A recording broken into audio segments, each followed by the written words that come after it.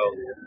बहुत ही सौभाग्य का पर्व है कि महाराज भोज, जो भारतीय संस्कृति, भारतीय साहित्य, भारतीय कला के प्रतिपालक माने जाते थे, जिनके सानिध्य में अनेक सांस्कृतिक महाकवि कालिदास युत आश्रय पाए और जिनके माध्यम से भारतीय मनीषा पूरे विश्व में गूंजी, जिस भगवती का उन्हें साक्षात्कार हुआ, दर्शन हुआ, संवाद हुआ, वे सरस्वती जहाँ विराजमान थी भोजशाला में, आज वहाँ भारतीय न्याय संहिता के अनुसार निर्णय प्राप्त हुआ है। ये भी सौभाग्य का विषय है।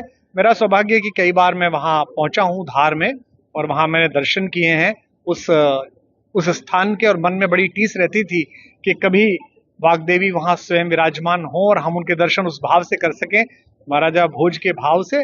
आज मन बड़ा प्रसन्न है और मैं आशा करता हूं कि शेष भी जो भारतीय अस्मिता के गौरव चिन्ह हैं, चाहे वो काशी में हो, चाहे वो मथुरा में हो, भारतीय समाज में, चाहे वो किसी भी समाज का हो, चाहे हमारे अल्पसंख्यक भाई हो, उनको ये सुबुद्धि आए, उनके अंदर ये आनंद पैदा हो कि वे भी भारत के ही हिस्से हैं। कुछ 100 वर्ष पहले किसी दुर्घटना के कारण उन्होंने किसी दूसरे मत में आस्था व्यक्त की है, लेकिन उनका जो डीएनए है वो भारतीय का ही है, वो राम का ही है, वो कृष्ण का ही है। तो वहां से भी मुक्ति पर्व प्रारंभ हो और भगवान अपने पूर्ण वैभव के साथ विराजमान हो।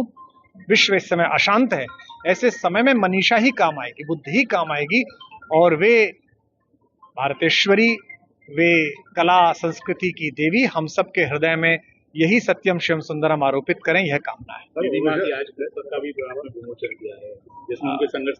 राम जन्मभूमि संघर्ष एक बड़ी परंपरा रही, जिसमें मेरा जुड़ाव बचपन से अपने पितृ परंपरा के कारण रहा। दीदी माँ के दर्शन तब भी किए, और ये दुर्भाग्य का विषय है, दुख का विषय है, कितने वर्ष लगे, लेकिन कालांतर में भारत के सर्वोच्च न्यायालय के माध्यम से ये सुख प्राप्त हुआ और आज भगवान वहां अपने विग्रह में विराजमान है।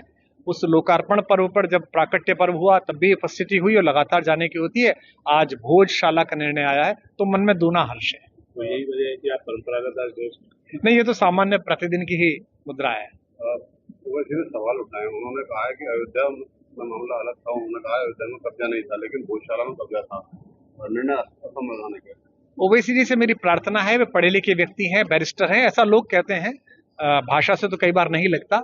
मैं आशा करता हूं उनसे कि वे भारतीय सांस्कृतिक इतिहास भी पढ़ें और अपने कुलवंश का इतिहास भी पढ़ें, जिसमें 4 पीढ़ी बाद ही उन्हें स्वयं के इसी परंपरा में खड़े होने का बोध प्राप्त होगा। तो वे भी भगवती के सामने उसी प्रकार नतमस्तक होंगे जैसे उनके परदादा के पिताजी नतमस्तक होते थे। तो 2-3 पीढ़ी पहले मतांतरण कर लेने के कारण इतना विद्वेष और इतनी प्रकार की घृणा फैलाना उचित नहीं है। प्रधानमंत्री जी की अपील को